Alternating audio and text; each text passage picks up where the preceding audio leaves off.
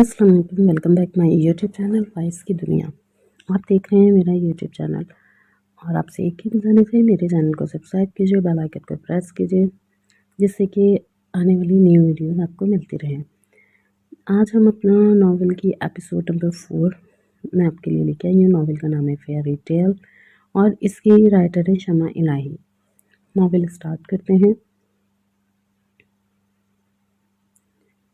मतलब ये कि मुझे बताएं कि ये धमकी देने वाला कौन है। वो इनके पास वो इनकी बेड पर बैठा हुआ पूछ रहा था। ये तो एक मजाक है अदन। हाँ, अगर वाकई मजाक हो तो, मगर आप बेहतर जानते हैं ये मजाक नहीं है। कहते हुए उसने आरिस तकी का हाथ अपने दोनों हाथों में ले लिया। आप बताएं भाईजान उस शख्स के बारे में। आरिस तकी अदन के इतने यकीन से कहने पर इसे झुठला ना सके। मुझसे मत पूछो, मैं नहीं जानता। वो नजरें चुराते हुए धीमे लहजे में बोले, देखिए आप मुझे बताएं, वरना वो आप में से किसी को नुकसान पहुंचा सकता है और ये मैं बर्दाश्त नहीं कर सकता। आप चारों ही मुझसे जुड़े हैं और मेरी सांसों की डोर हैं। आप चारों ही तो हैं मेरी कुल मता कुल कायनात। अगर आप में से किसी को कुछ हुआ तो मैं कैसे जीऊँगा? अदन शदीद परेशान और जज्बाती होते हुए बोला, पहले तुम चारों मता की तशरीह करो कि इसमें कौन कौन शामिल है।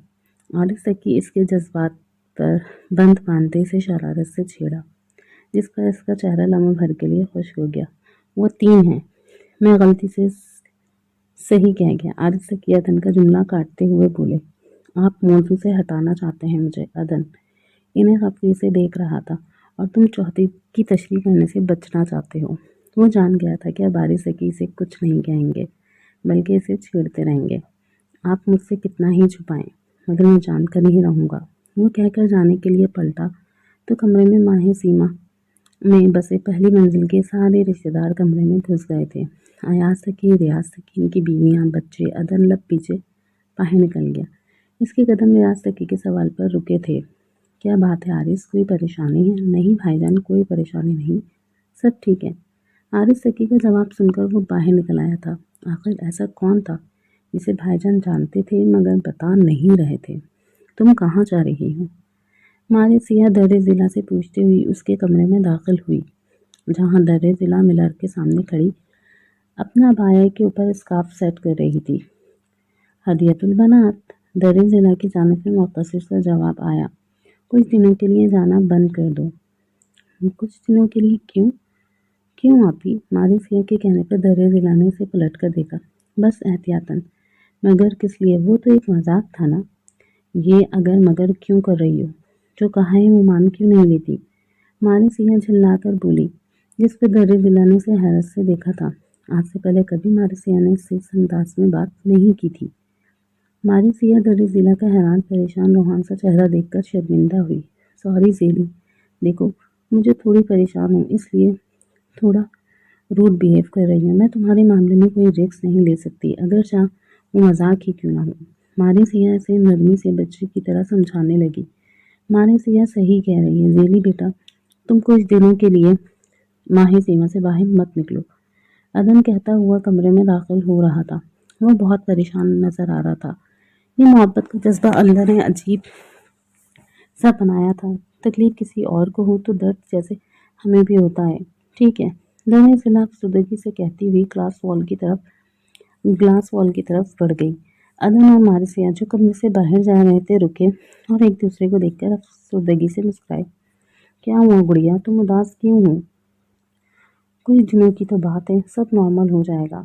अदन इसे खुद से लगाए पूछ रहा था।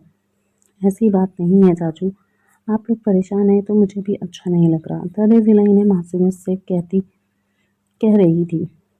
मेरी मासूम बहन। मारिसिया को दर्रे ज़िला के पुष्ट से जा लगी जो अदन के दाहिने बाजू से लगी खड़ी थी। मेरी प्यारी चुन्नू मुन्नी सी भांजियाँ। दरवाजे से लगी खड़ी सितवी किसी खुशी में पीछे रहती। यूं भी वो अदन के करीब होने के मौके ढूंढती थी। सतवी भी जाकर मारिसिया के पुष्ट से जा लगी।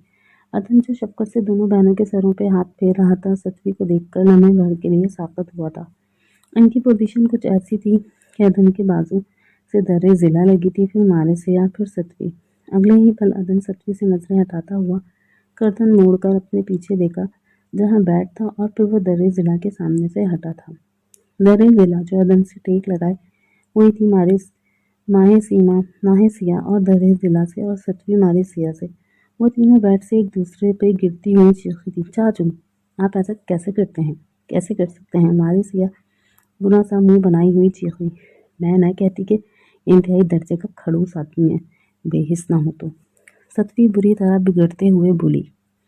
वह तीनों अभी तक एक दूसरे पे गिरी पड़ी थी। दर्रे ज़िला मुस्कुराते हुए बुरा भला कहती मारे सिया और सतवी को देख रही थी। साथ ही इसने कमरे से निकलते अदन के लबों पर भी मुस्कुराहट देखी थी। दर्रे ज़िला की फेरी टेल के वो सभी खूबसूरत किरदार थे जिससे इसकी ज़िंदगी मुकम्मल होती थी। वो अपने इस फेरी टेल की प्रिंसेस थी जिसका नाम नखरा किसी प्रिंसेस की तरह ही उठाया गया था।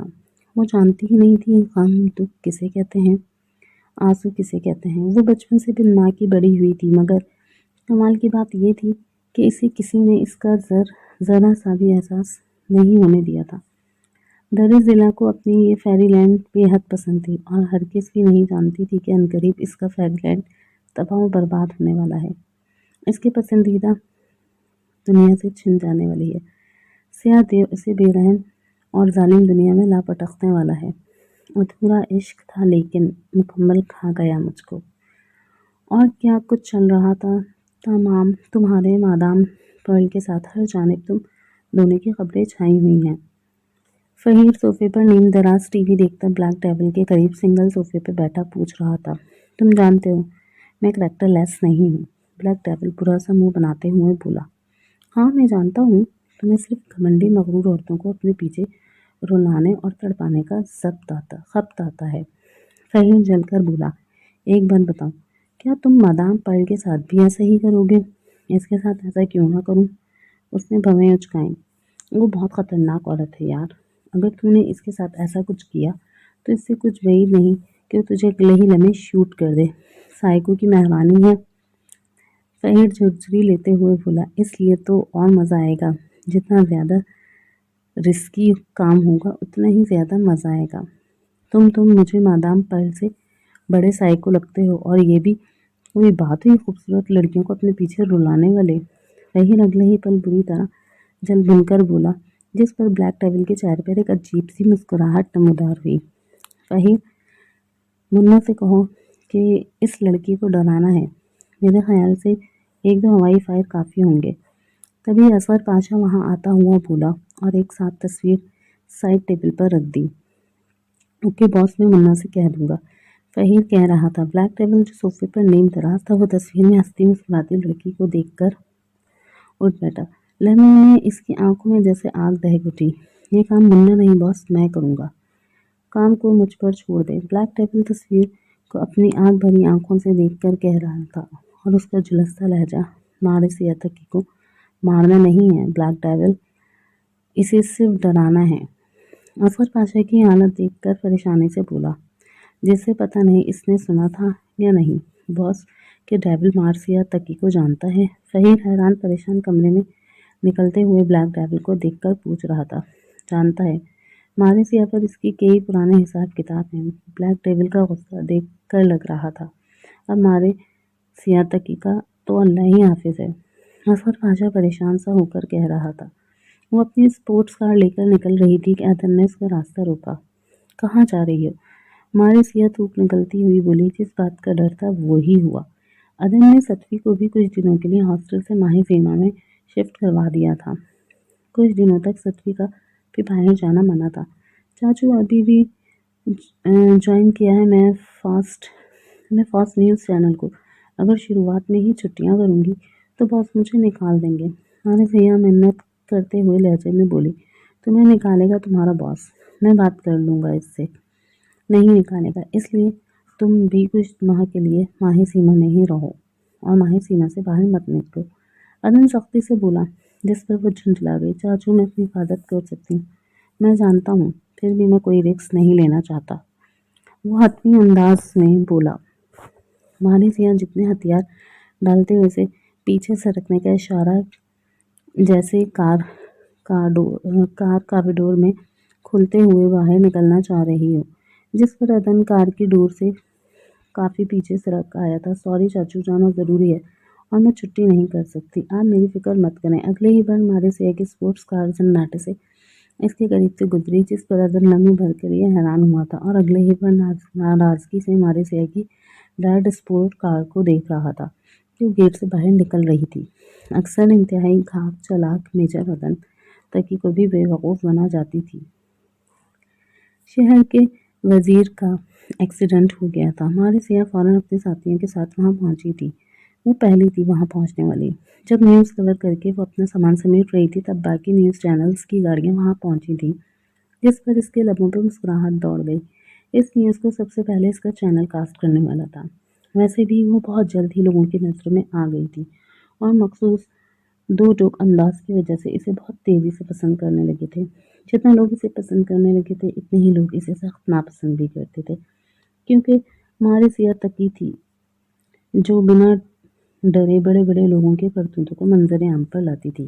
اب چاہے اس میں منسٹر ہوں یا بڑے بڑے آفیسرز یا بزنس مین، وہ اپنا کام ختم کر کے اسپورٹس کار کی جانب بڑھی، اور ریموٹ سے ڈور ان لاک کر رہی تھی۔ تو وہ آپ ہیں مس تقی، جو غریبوں کو ہراساں کرتی ہے؟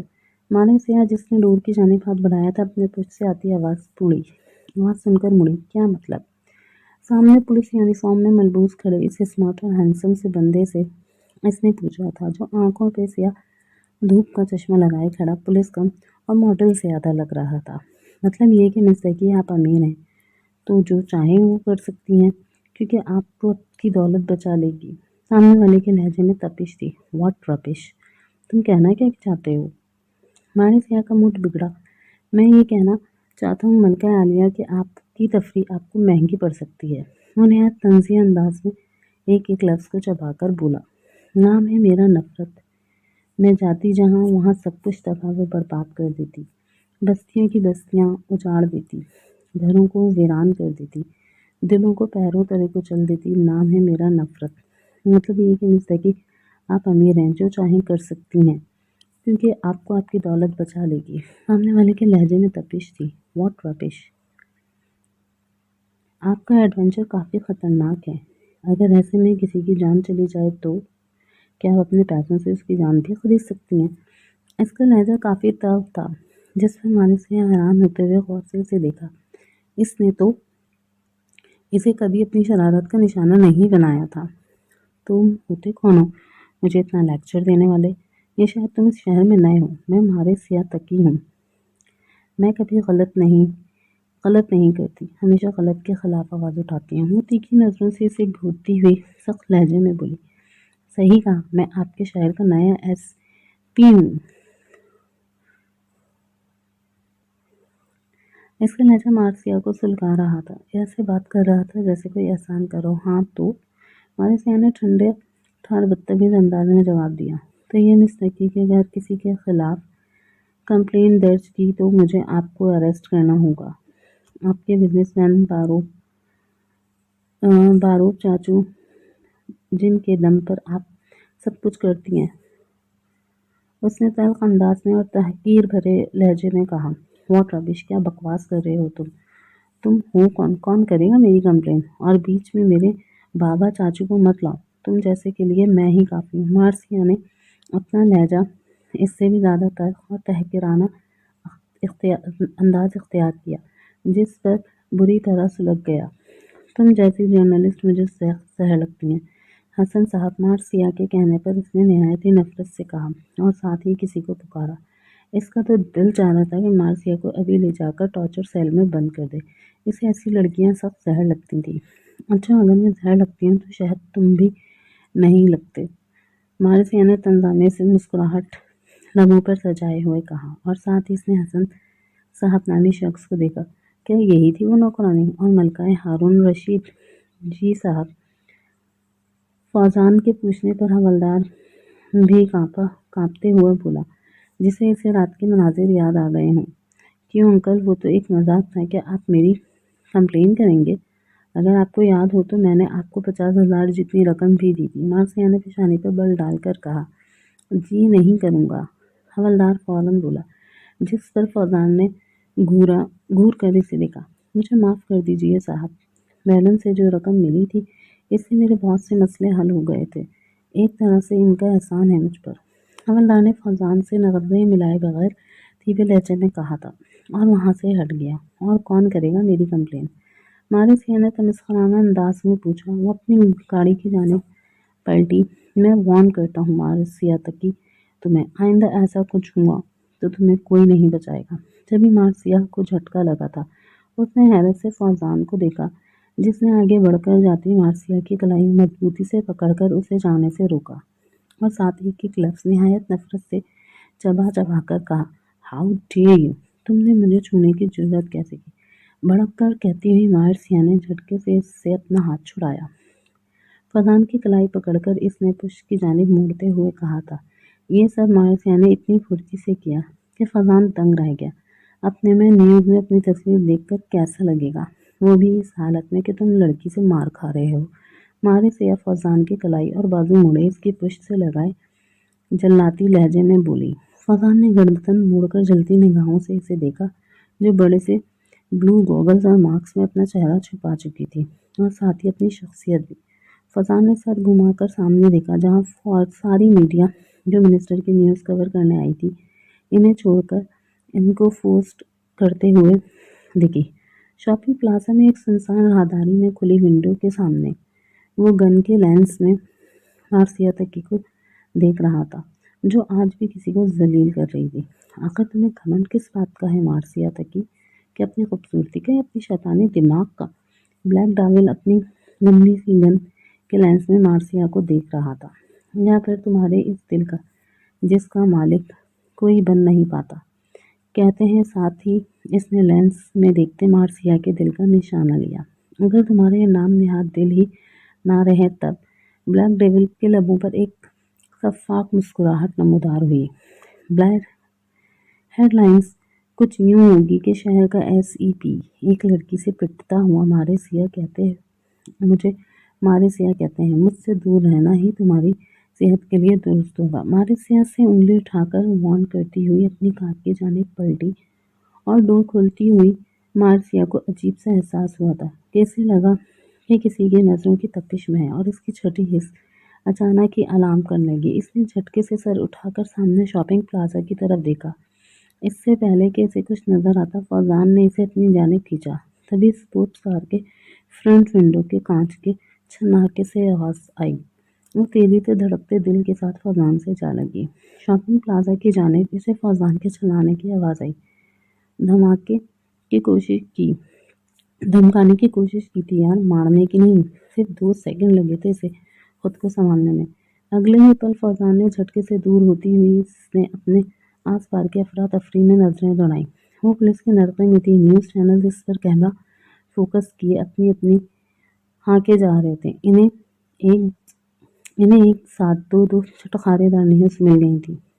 سر جھکر کر کے اس کا چہرہ چھپا ہوا تھا مگر گھر جانا ہی اپنی گاڑی میں، مارثیا نے سخت اکتائے ہوئے انداز میں کہا تھا، کیونکہ وہ جانتی تھی ان سے چھٹکارا اتنی جلدی نہیں ملے گا۔